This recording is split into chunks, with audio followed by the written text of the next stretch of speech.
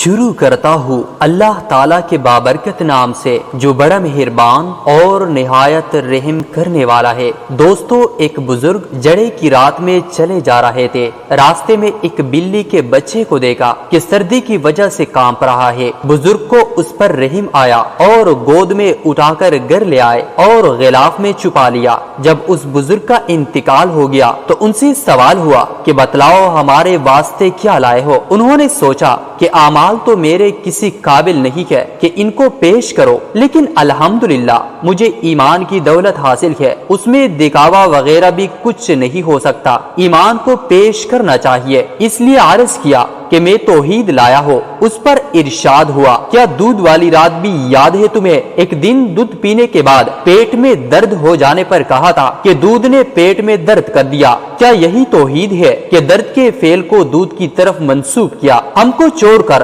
دودھ کو مؤثر قرار دیا، حالانکہ مؤثر حقیقی تو ہم ہے۔ اب تو بیچارہ کانپ اٹھا۔ ارشاد ہوا، تم نے اپنے دعوے کی حیثیت تو دیکھ لی، اب ہم تم کو ایسے عمل پر بھیجتے ہیں جس کے متعلق تم کو یہ وہم بھی نہ تھا کہ یہ معجب نجات ہو جائے گا۔ تم نے ایک رات کو ایک بلی کے بچے پر جو سردی میں جسم رہا تھا رحم کا کر اپنے غلاف میں سلا لیا تھا۔ تم نے ہماری مخلوق پر رحم کیا، ہم اس کے زیادہ متفق ہے کہ تم پر رحم کرے۔ جاؤ، ہم نے تم کو بخش دیا، کبھی بھی چھوٹے اور نیک اعمال کو نہ چھوڑے، کیا پتا وہ ہماری مغفرت کا سبب بن جائے۔ احادیث میں ایسے بہت سے واقعات آئے ہیں کہ جن کے چھوٹے چھوٹے فعل پر مغفرت ہوئی۔